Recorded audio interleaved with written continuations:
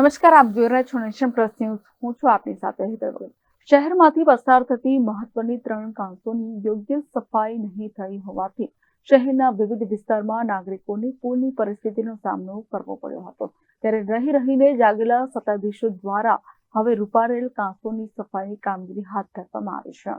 વડોદરા શહેરમાંથી પસાર થતી વિશ્વામિત્રી નદી સાંકડી અને નદીના પટ કપાતા દબાણો પણ થયા હતા. તો બીજી તરફ શહેરમાંથી પસાર થતી ભૂખી રૂપારેલ અને મત્સ્યકાંસની યોગ્ય સફાઈના અભાવે ગત વર્ષે વડોદરા શહેરના નાગરિકોને પૂરની પરિસ્થિતિનો સામનો કરવો પડ્યો હતો અને કરોડો રૂપિયાનું નુકસાન વેઠવાનો વારો આવ્યો હતો. ત્યારે પૂરની પરિસ્થિતિ બાદ રાજકીય અગ્રણીઓ અને નેતાઓ પણ નાગરિકોના રોષનો ભોગ બન્યા હતા. હાલમાં 2 માસ બાદ જ્યારે ચોમાસું આવશે ત્યારે ફરીથી આ પરિસ્થિતિ ન સર્જાય તેના માટે સભામાં કાઉન્સિલરની રજૂઆત બાદ કુંભકર્ણની નિંદ્રામાં પડેલું તંત્ર જાગૃત અવસ્થામાં આવ્યું હતું અને રૂપારેલ કાંસની સફાઈની કામગીરી હાથ ધરી હતી. રૂપારેલ કાંસમાં હાલ સુવેજ ટ્રીટમેન્ટ પ્લાન્ટમાંથી ટ્રીટ કરેલું પાણી કાચમાં છોડવામાં આવ્યું હોવાનું અધિકારીઓ જણાવ્યું હતું. પરંતુ રૂપારેલ કાંસમાં જોતા જ આશ્ચર્યચકિત થઈ ગયા હતા અને ખૂબ જ દૂષિત દુર્ગંધ મારી રહ્યો છે.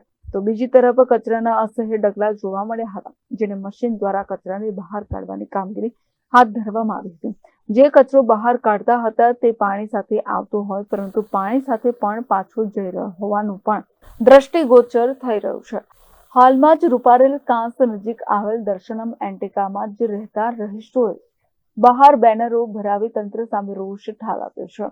હાલ જે પ્રમાણે સફાઈ થઈ રહી છે તે જોતા સ્પષ્ટ લાગી રહ્યું છે કે આગામી દિવસોમાં પણ જો કાંસમાંથી નીચે જામેલો સ્લજ બહાર કાઢી ઊંડી અને પહોળી કરવામાં નહીં આવે તો પાણી ભરાવાની સમસ્યા યથાવત રહી શકે અને નાગરિકોને અતિશય દુર્ગંધનો સામનો કરવો પડી શકે છે. કેમેરામેન નવનીત પરમેશ સાથે Satyam Nawaz, Nation Plus news, Vadodara.